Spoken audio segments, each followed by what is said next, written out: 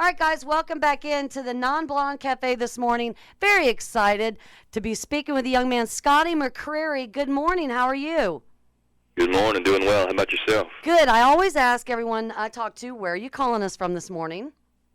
Nashville, Tennessee today. Okay, I figured you would. All right, tell us what's been happening. We have so much to talk about. Let's go back a little bit because we're going to be talking about your book, Go Big or Go Home, and it's been your whole journey. We've all watched you, from American Idol, but let's go back in your life a little bit. I was looking at your family and reading some things. You've always been supported by your family.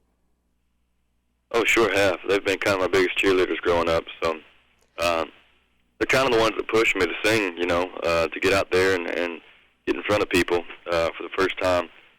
So, Mom was getting me in competitions, Ashley was cheering me on, Dad was taking me to ball games and stuff, so they've always been kind of right there by my side. I love it. Well, the thing that meant something to me was a lot of times, especially when I was growing up and someone would say they wanted to be a musician or it was unheard of, and they would try to, get them away from that, but you had all the support. So tell us, Elvis was one of your influences. Yeah, probably my biggest. It was one of those things where I was the oddball out on the bus going to school, and the rest of my friends were listening to the Backstreet Boys and Britney Spears and NSYNC and all that. My thing was Elvis, and that's just kind of what I fell in love with early on and latched on to. So he was my guy, still is my guy, and he was the king for a reason. So. Yeah. Of his music and what he did, and I'm all things Elvis for sure. That's right. Well, I was reading, interesting, and to me, I have seen, and I'm sure a lot of people have seen, your faith is very important to you. And one thing that stuck out with me is that you were going to have the opportunity to go in Nashville to audition for American Idol, but you didn't that year. Tell us why. Yeah, they had a Nashville audition for Idol that year, but it lined up directly with my annual church beach retreat. So I was out there with friends, and we did that every year. And in my eyes, I was just kind of going out to this Idol audition, kind of as just a little funny ha-ha, have a good story to tell my friends. And, you just never think, out of the thousands and thousands of people that something's really going to come of it. So I was like, man, I'm not going to get cut from this TV show and miss my beach retreat. So we kind of missed out on the Nashville audition that year and flew out to Milwaukee a few weeks later.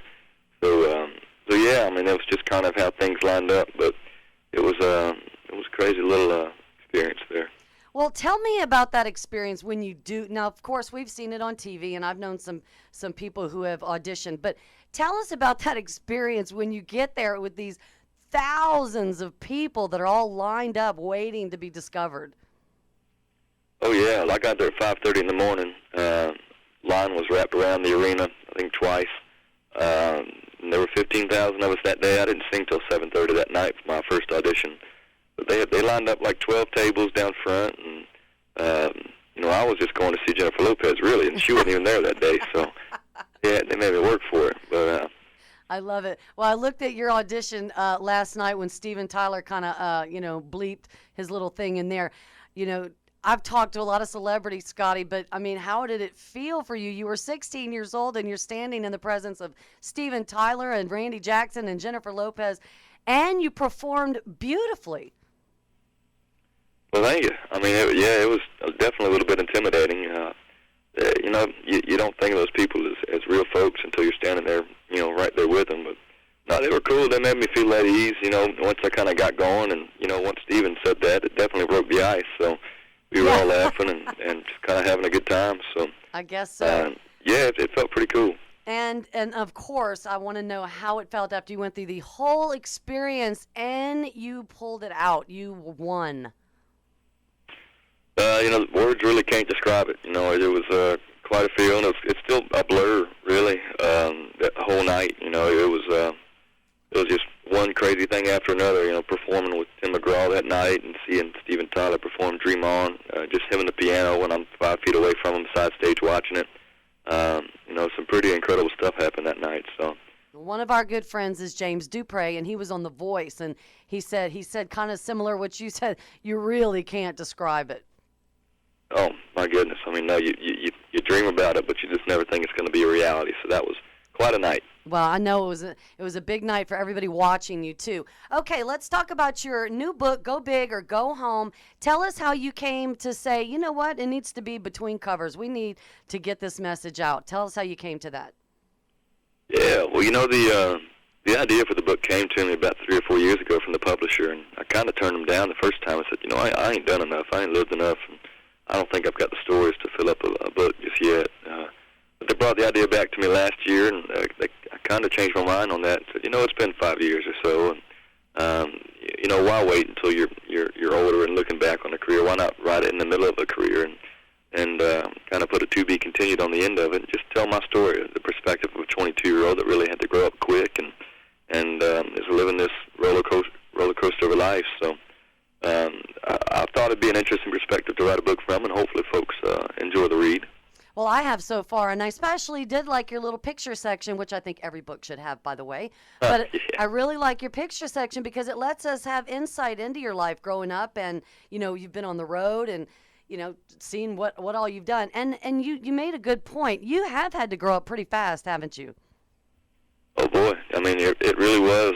At 16 years old, I mean I was thrust into an adult world, and at 17 I was, I'm living my dream. I'm getting to sing and go out there, but it's a business. I became really a CEO of a pretty big business, and having to make these decisions with attorneys and lawyers and different publicists and business managers, all these people I'm kind of having to make decisions with. So it was awesome. It still is incredible, but I definitely was thrust into it all really early and had to learn kind of on the go.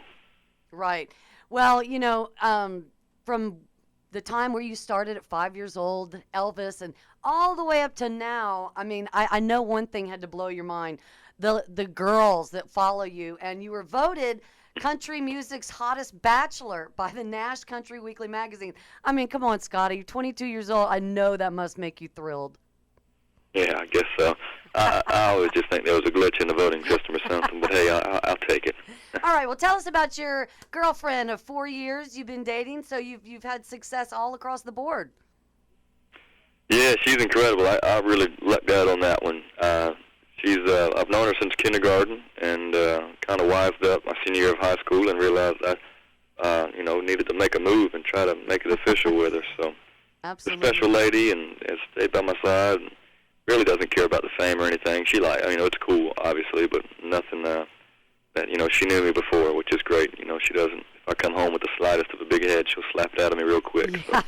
I hear you. I love it. All right. Well, if you want to hear more about dates and where he's going to be, you can go to ScottyMcCreery.com.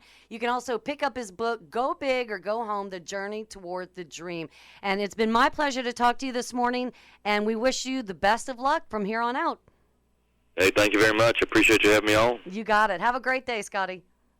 Thank you. You too. Thanks, Stephanie. You got it. Bye. Bye. Hey, Sadie, it's Scotty McCreery. Just wanted to say happy birthday. Hope you enjoy it, and hope to see you soon.